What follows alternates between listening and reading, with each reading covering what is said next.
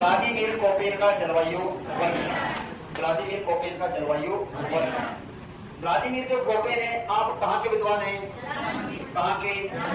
अर्थात जो कोपेन है वो जर्मनी के रहने वाले हैं। इन्होंने सबसे पहले जो अपना वर्गीकरण दिया था उसका जो आधार लिया कौन सी वनस्पति? केंडोल। किसकी वनस्पति? कहने का मतलब फ्रांस का एक वैज्ञानिक था जिसका नाम है केंडोल। उसने संपूर्ण पृथ्वी को वनस्पति के आधार पर कितने भागों में बांट दिया? कितने भागों में?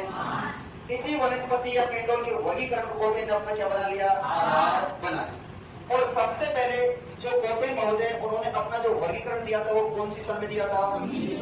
कौन सी ईस्वी? और 1900 ईस्वी में जब इन्होंने अपना वर्गीकरण प्रस्तुत किया था तो इन्होंने पुस्तक कौन सी लिखी? गुंडरीड डेर क्लाइमा कुंड। गुंडरीड डेर क्लाइमा। इसके बाद में आपने जो अपना वर्गीकरण था उसमें संशोधन भी किया। तो प्रथम जो संशोधन इनके द्वारा किया जाता है वो कब किया था? 1918। कब किया था?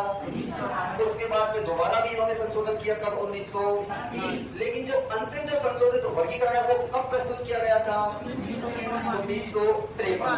लेकिन 1953 तक जो कोपेन महोदय है उनकी मृत्यु हो चुकी है। इनका एक शिष्य था जिसका नाम क्या था? गीगर पोल। कौन सा पोल? गीगर पोल के द्वारा इस वर्गीकरण को प्रस्तुत किया गया। इसीलिए जो कोपेन का वर्गीकरण है इसको हम किसके नाम से जानते हैं? कोपेन गीगर पोल वर्गीकरण। कोपेन गीगर पोल वर्गीकरण। अब इन्होंने जो वर्गीकरण का जो मुख्य आधार लिया था वो क्या था? एक तो था तापमान और एक क्या था? तापमान। और अब तापमान को इन्होंने जो प्रदर्शित किया है उसके लिए अलग शब्द प्रयोग किए और जो वर्षण है, जो वर्षा की मात्रा है, इसको प्रदर्शित करने के लिए अलग शब्दों का प्रयोग किया। जैसे तापमान के लिए सबसे पहले इन्होंने लिया ए, उसके बाद में बी, सी, डी और ई। यहाँ पर जो ए का मतलब वो क्या है? उष्णकटिबंधीय जलवायु। कौन सी जलवायु? उष्णकटिबंधीय जलवायु। इसके बाद में जो बी है, बी का मतलब क्या होता है? शुष्क जलवायु। कौन सी जलवायु? इसके बाद में जो सी शब्द है इसका जो मतलब है वो क्या है? समशीतोष्ण जलवायु। कौन सी जलवायु? इसके बाद में जो डी शब्द है इसका अर्थ क्या है? इसमें शीत जलवायु। कौन सी जलवायु? उसके बाद में ई का मतलब क्या है? हिम आच्छादित या ध्रुवीय जलवायु। अब इन शब्दों को इसने कहां से लिया? केंडोल के वनस्पति वर्गीकरण। किससे लिया?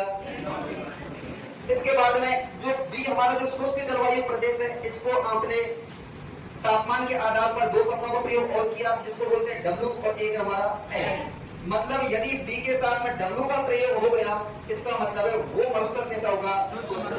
कौन सा मरुस्थल? यदि बी के साथ में एस का प्रयोग करता है तो वहां मरुस्थल शुष्क के स्थान पर कौन सा हो जाएगा? अर्धशुष्क। कौन सा हो जाएगा? इसके बाद में तापमान के लिए आपने एक तो एक शब्द का प्रयोग किया और एक किसका किया?